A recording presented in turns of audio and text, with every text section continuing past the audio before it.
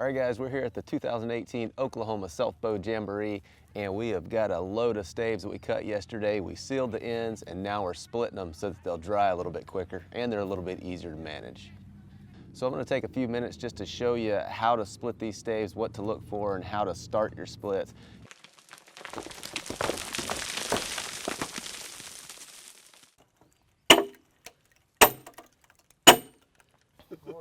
So I've got two different kind of wedges here. I've got one that's really thin, long, and sharp, and then I've got one that's pretty blunt and short. When you're first starting that split in the end of the log, you need something that's kind of sharp and long like this. I use an axe a lot of the time, but this is the end off of a leaf spring, and it's sharpened a little bit, but this works really well to get those splits started. And then once you have them started, you can use a steeper wedge like this.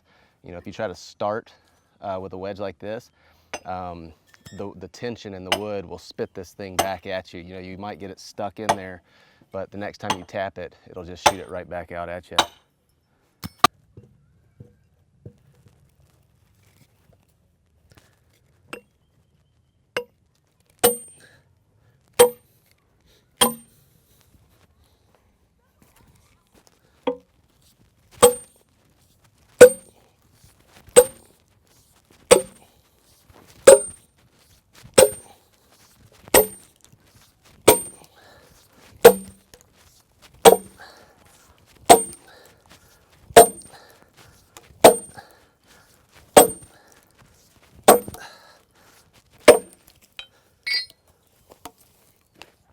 So when you're splitting these logs, you always want to split them in half and then half again. You know, say for this log right here, I'm gonna split this, and then I'm gonna take this half and split it in half. Now, with Osage in particular, if I tried to split this into thirds, what would likely happen is my split would run off towards this smaller part here before I got to the other end, and then I would just ruin that whole piece of wood. And so splitting it in half and keeping those two masses about approximately the same will help that split run straight up and down this stave, or to follow the grain up and down this stave.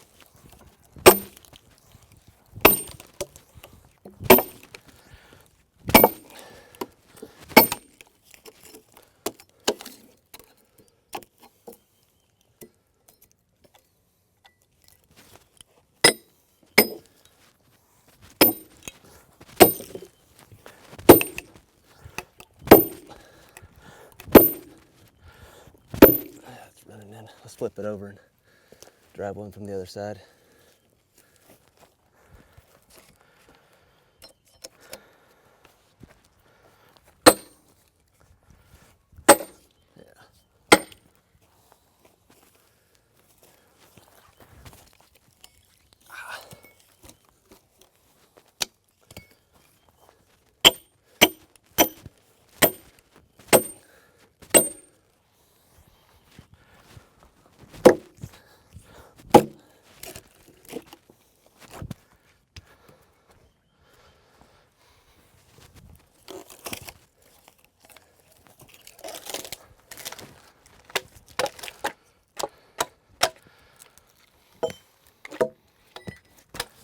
So this stave has a natural split starting right here, and if you look up over, there's a couple of big knots in the side, and I think if we start our wedge here, it should run right down the log and just to the side of these knots, which is what I want.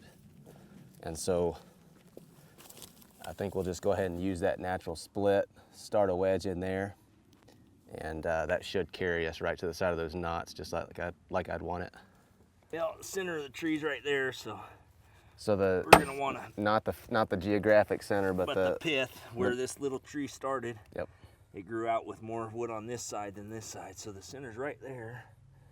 So you're turning the log so that you can split right through the center. Yeah, we always want to split through the center, but rather than splitting through the center here and taking one big size and one little size off, we're going to go for equal halves by turning the log that way. So if you were to split it through the center here, you'd have a small side here, and it would probably end up running off down at that end. Yep. You want to keep these halves equal mass. Okay. Yep. Perfect.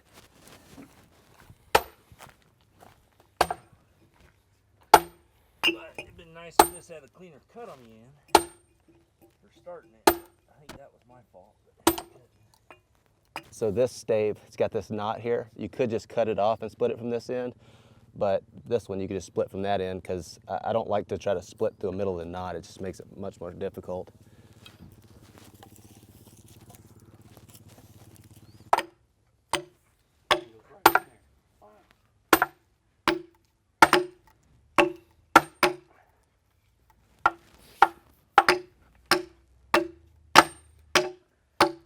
You know they're a big log when you're starting them and they don't move on you.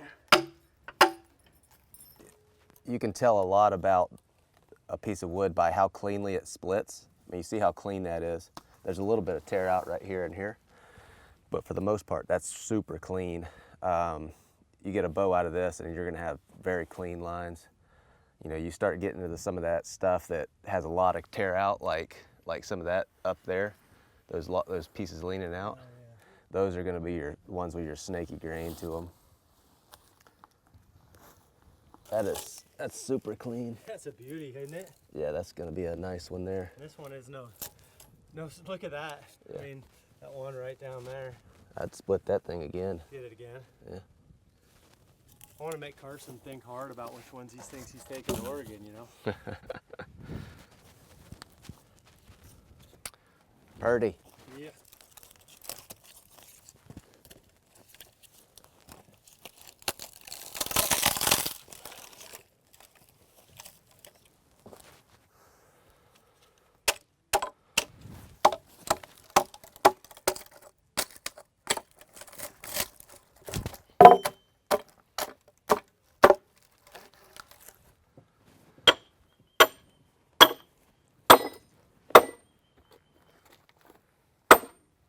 Man, that's gonna split on one ring.